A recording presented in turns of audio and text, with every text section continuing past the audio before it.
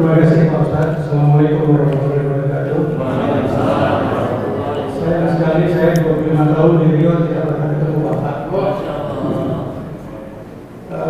Sebetulnya banyak sekali yang ada dalam pertanyaan saya, tapi satu aja saya sampaikan bahwa dari ceramah Pak Ustaz bahwa takut dan cemas itu adalah anugerah Allah pada manusia. Pasti semua orang yang hidup di ini punya rasa cemas dan takut. Dan kita juga tetap percaya pada Allah. Tapi mengapa perasaan tersebut tetap muncul? Bagaimana supaya seperti disampaikan Pak Ustaz tadi, hal tersebut bisa kita manage dengan baik? Jadi kalau cemas dan takut tadi sebagai rem dan gas dalam menempuh kehidupan tersebut. Mohon penjelasannya Pak Ustaz. Terima kasih. Assalamualaikum warahmatullahi wabarakatuh. Waalaikumsalam warahmatullahi wabarakatuh. Allah menembakkan rasa takut ke dalam hati manusia. Disebutkan dalam Quran, wa qadhafa fi qulubihimur ru'ba. Qadhafa artinya melempar dengan batu. Saking kan cepatnya rasa takut itu ditanamkan Allah ke dalam hati manusia. Wa qadhafa fi qulubihimur ru'ba. Dalam hadis juga dijelaskan, di antara mukjizat Nabi Muhammad SAW, ditanamkan rasa takut ke dalam hati musuhnya itu masirata syahrin, perjalanan 1 bulan. Dan setelah diukur dengan perjalanan onta, Makkah di tengah, ke Yaman 1 bulan, ke Syam 1 bulan, ke Irak 1 bulan, ke Persia 1 bulan, ke Mesir 1 bulan. Pas Nabi di tengah. Ucapan bahwa Allah menanamkan rasa takut ke dalam musuh-musuhnya itu 1 bulan. Saya pun lama saya heran, kenapalah orang ini mengusir saya? Apa ditakutkannya dari saya? Berat saya pun 49 kilo kurang sebelum lockdown, sekarang bertambah sedikit. Apa ditakutnya? Orang kalau paranoid, orang kalau terlalu takut, habis nonton film hantu, menengok pucuk pisang macam pocong, ketakutan. Sampai saya ke airport Swiss, pas mau cop paspor, yang lain lewat, pas saya masuk dalam. Saya bilang, kenapa tak boleh masuk? Ditunjukkannya print. Katanya saya pernah ceramah di Amsterdam dan diusir, dideportasi. Saya bilang, this first time. Ini pertama kali saya datang kemari. Dia minta paspor. Mana mungkin kita bawa paspor lama? Ini paspor baru. Takut dia saya masuk ke Eropa. Dan tak mungkin dia kenal sama saya. Pasti ada orang dari sini mengirimkan. Itu takut itu ada dalam hati orang. Ada takut. Nah, itu takut yang ditanamkan ke dalam hati orang. Bagaimana dengan kita ini? Ada tak rasa takut tuh? Ada. Abu Bakar Siddiq yang 13 tahun belajar ke Nabi aja ada rasa takutnya. Tapi Nabi mengatakan, la tahzan. Jangan kau takut, jangan kau cemas, jangan kau khawatir. Innallaha ma'ana, Allah bersama kita. Bagaimana cara menghilangkannya itu Pak Ustadz? Pengalaman pribadi saya, menghilangkan cemas, takut, khawatir itu tidak ada cara lain kecuali mendekatkan kepada Allah. Ambil wudhu, sholat sunat, sholatnya pelan-pelan. Allah besar ini Allah, tapi kau lebih besar. Allahu Akbar, Allahu Akbar kabira, walhamdulillahi katsira, wa subhanallahi bukratan wa asila, wajjahtu wajhi, inna salati wa nusuki wa mahyaya wa mamati lah. Terasa dia sendiri datang pertolongan Allah SWT, hilang rasa takut. Habis itu zikir. Kalau ada tasbih 100, baca 100. Kalau kebetulan sedang pergi jauh atau di mana, atau di kebun atau di kantor tak ada tasbih, hitungnya pakai tangan. Ini kan 20 ini kalau sekali putar. 1, 2, 3, 4, 5, 6, 7, 8, 9, 10, 11, 12, 13, 14, 15, 16, 17, 18, 19, 20. Nah, jadi kalau kita buat 2 kali putaran 40, angka kesempurnaan itu 40, istighfar 40, sholawat 40, ayat kursi, subhanallah bihamdihi subhanallahil azim. Habis itu berdoa, terasa dia macam mengaduk kopi. Kopi itu kalau diaduk kan hancur kacau balau, tapi kalau dibiarkan turun ampas-ampasnya ke bawah, bening dia. Begitu jugalah hati kita yang sedang datang kacau, takut, khawatir, cemas, dengan zikir itu. Sekarang banyak orang kalau dia sedang takut, dia cemas, dia update status. Setelah dia update, di komen orang, makin takut. Karena komen orang tuh, ini ngeri nih nampaknya. Ini makin. Nah, itu pengalaman saya pribadi. Berdasarkan ayat wasta'inu bis-sabri was-shalah. Minta tolonglah kepada Allah dengan sabri. Sabri artinya menahan, tahan. Was-shalah, salat. Tidak ada jalan lain kecuali salat. Itu juga yang dilakukan sahabat Nabi bernama Abdullah bin Abbas. Ketika dia sedang naik onta, tiba-tiba datang orang mengejar dari belakang, memberitahu kepada dia, adikmu meninggal wahai Abbas, wahai Abdullah bin Abbas. Turun dia, langsung dia sholat. Kenapa dia tak berwuduk dulu? Wuduknya tak putus. Beda dengan kita, sedang berwuduk itu kadang putus sholat dia, karena tak ada cara lain kecuali sholat. Maka Nabi pun begitu. Apa kata Nabi kepada Bilal? Arihna ya Bilal, tenangkan kami Bilal, tenangkan kami Bilal. Maksud tenangkan kami Bilal, cepat kau qomat. Saking kan cepatnya Nabi ingin sholat, cepat qomat. Nabi menyuruh orang qomat itu cepat, saking inginnya sholat. Orang sekarang menyuruh imam itu cepat, biar cepat selesai. Begitu Pak Haji. Wallahu a'lam bishawab. Ya, ada pertanyaan kedua.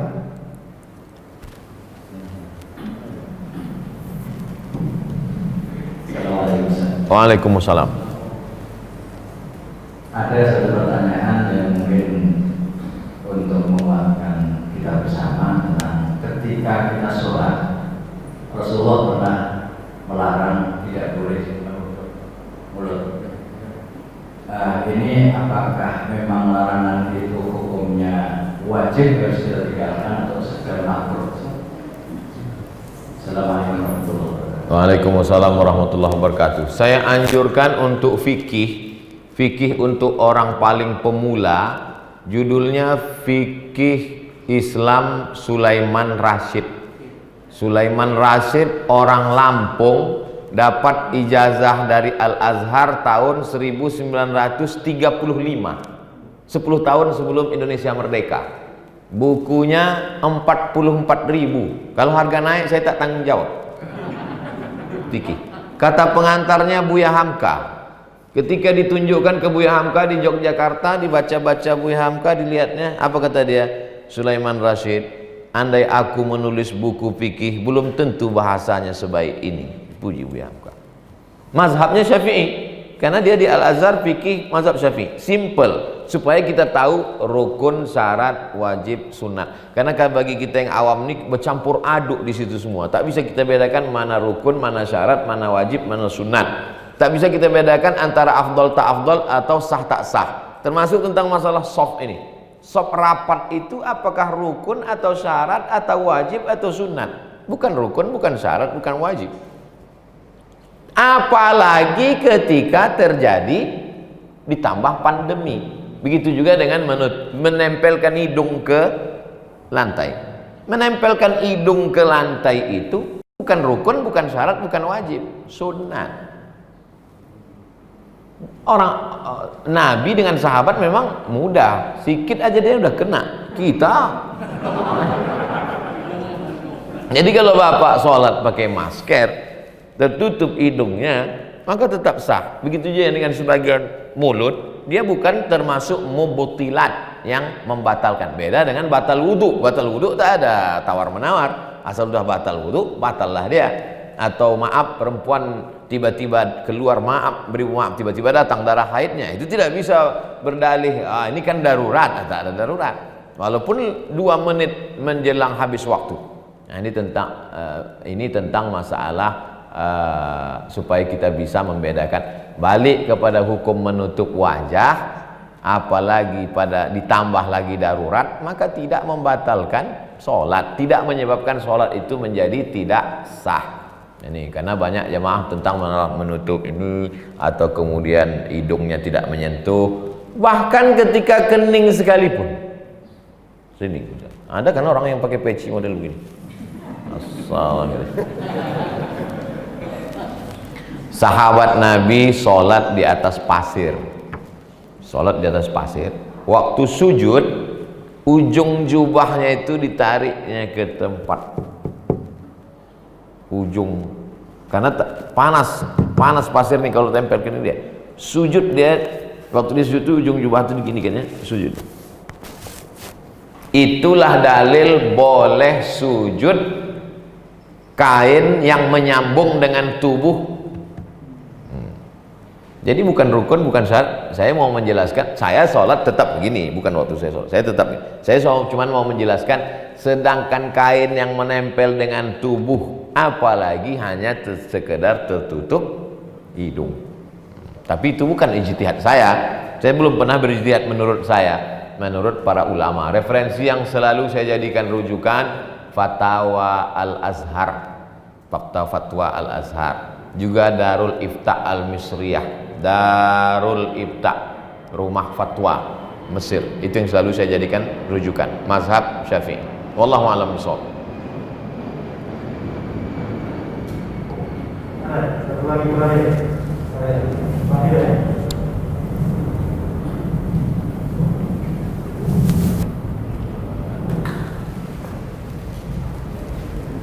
Assalamualaikum warahmatullahi wabarakatuh. Waalaikumsalam. Nama saya Suparto, sekarang bertanya asli. Mohon maaf kalau ada kata saya yang salah. Saya langsung bertanya karena kalau enggak karena saya nanya Ustaz. Pertanyaan saya, menghadapi puasa Asyura Muharram, katanya ada hari besok kan puasa Asyura tanggal 10 saja. Hari Sabtu maksudnya. Jadi ada iringan hari sebelum atau sesudah itu. Yang kedua, mau saya berita yang benar di negara kita ini bahwa ada PKI sekitar lingkungan. Apa yang harus kita lakukan sebagai Muslim dan warga negara Indonesia? Assalamualaikum warahmatullahi wabarakatuh. Waalaikumsalam warahmatullahi wabarakatuh. Nabi sampai ke kota Al-Madinah Al-Munawwarah. Nabi bertanya, Nabi dapati orang Yahudi di Madinah puasa. Yahudi di Madinah itu 3, Bani Nadir, Bani Quraidah, Bani Qainuqa. 3 suku puasa mereka. Kata Nabi, ayyu yaumin hadza, hari apa ini, kenapa kalian puasa? Kata mereka, hadza yaumun salihun, ini hari yang baik. Najjallahu fihi Musa wa aghlaqa fihi Fir'aun. Hari ini Allah menyelamatkan Musa dan menenggelamkan Fir'aun. Musa selamat, Fir'aun tenggelam. Itu hari Sabtu 10 Asyura nanti. Peristiwanya sudah terjadi 3000 tahun yang lalu, tapi tetap diulang setiap tahun.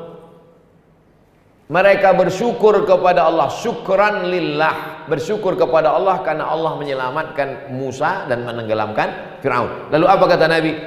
Ana ahaqqu bi Musa minkum, aku lebih berhak terhadap Musa daripada kamu. Mafasamahu, Nabi pun melaksanakan. Hanya saja Nabi berpesan khaliful Yahud, bedakan dengan orang Yahudi. Orang Yahudi puasanya tanggal 10 saja. Kita untuk membedakan dengan Yahudi, sumu yauman qablahu, berpuasalah yang paling afdal 3, 9, 10, 11, Jumat, Sabtu, Ahad. Kalau tak sanggup 3, maka dilaksanakannya 9, 10. Saya insya Allah berniat kalau sampai panjang umur besok Jumat 9, 10. Besok masih ada jadwal di Jakarta, tapi insya Allah tetap puasa besok 9, 10. Adapun yang tidak boleh puasa tunggal itu adalah puasa hari Jumat. Jumat tak boleh puasa tunggal. Puasalah sehari sebelumnya, Kamis Jumat atau Jumat Sabtu. Adapun Bapak insya Allah puasanya tidak Jumat tunggal, Jumat dengan Sabtu, atau Sabtu dengan Ahad, maka laksanakan. Bagaimana kalau ada orang yang puasa hanya hari Sabtu saja, satu hari berpuasa? Hadis tentang larangan berpuasa pada hari Sabtu, hadisnya syadz. Hadis syadz itu mukhalafatus thiqah liman huwa awsaq minhu, bertentangan riwayat yang thiqah dengan yang lebih thiqah. Oleh sebab itu hukum asal berpuasa hari Sabtu tunggal hukumnya boleh. Yang tak boleh Jumat saja, karena Jumat itu adalah hari Id, hari Id kita. Hari Id itu asalnya tak boleh berpuasa, tapi karena Idul Fitri, Idul Adha, tapi karena hari itu ditambah dengan berikutnya untuk membatalkan bahwa kita. Adapun yang melarang Sabtu itu karena dianggap memuliakan hari Sabat. Orang Yahudi disuruh pilihlah antara 7 hari ini kalian mau beribadah hari apa? Wa yauma la yasbituna la ta'tihim. Kami pilih hari Sabtu. Pas pada hari Sabtu itulah ikan sebanyak-banyaknya. Pas pada hari yang lain ikan tak ada, mereka langgar. Kita dikhawatirkan menyamai, menyerupai kalau memuliakan hari Sabtu. Tapi kita puasa hari Sabtu bukan karena memuliakan hari Sabtu seperti orang Yahudi memuliakan hari Sabat. Jadi begitu hukum asal. Nah, kita baiknya besok puasa Jumat dan hari Sabtu. Tentang masalah menghadapi komunis, sekuler, liberal, Syiah, kelompok-kelompok yang menyimpang di luar Ahlus Sunnah wal Jamaah, apa yang bisa kita lakukan? Untuk anak-anak kita, masukkan TK tahfiz, SD tahfiz, SMP, SMA boarding school. Kalau tak sanggup boarding school, full day, masuk pagi pulang sore. Paling tidak lihat nanti jadwal kurikulum. Kalau ada yang nawarkan sekolah, coba lihat apa pelajarannya. 5 mesti ada: akidah, akhlak, Quran, hadis, fikih, bahasa Arab, sejarah. Mesti ada yang 5. Kalau tak ada, jangan. Masukkan anak Anda masuk perguruan tinggi tanpa tes. Untuk apa dia jadi sarjana hebat kalau kafir? Tak ada gunanya dia berhasil. Kita minta Rabbi habli minas sholihin. Sholihin itu Quran, hadis, akidah, akhlak, bahasa Arab, sejarah Islam, fikih. Itu untuk anak-anaknya. Adapun untuk mak-mak, bapak, ibu jamaah, jangan tinggalkan kajian masjid. Kajian mulailah fokus. Kajian hadis dengan Ustadz Faisal, karena beliau belajar hadis di Karachi. Di sana banyak ahlul hadis. Ada kajian ahli hadis, ada kajian ahli hadas.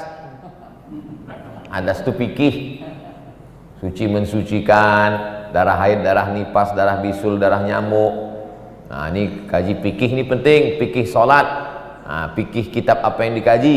Senin malam Selasa akidah, Selasa malam Rabu fikih, Rabu malam Kamis hadis, Kamis malam Jumat sirah, Jumat malam Sabtu tafsir surat Al-Kahfi, tafsir surat Yasin. Kalau sudah hatam nanti tafsir juz amma. Sabtu malam Ahad tablik akbar, tahsin tajwid. Jangan pula hebat fikih tapi baca Quran ijazah. Nah, Al-Mukarram ada, beliau sibuk tak sempat, beliau punya murid-murid yang baik tahsinnya, makharijul hurufnya. Nah, ini semua insya Allah kalau program-program masjid ini rapat, setan tak masuk. Itu filosofi rapatnya sop, sawus sufuf, rapatkan sop. Sekarang tak bisa rapat Pak Ustadz, nanti kayak disimbol. Ini karena darurat. Tapi filosofi rapat sop itu maksudnya kalau rapat jadwal ini, rapat pengajian kita, rapat dengan ulama, tak masuk dia. Tapi kalau dia sudah masuk, na'udzubillah, saya yakin dan percaya ghirah semangat umat ini makin ditekan, makin hebat, makin semangat insya Allah. Demikian, wallahu a'lam bishawab.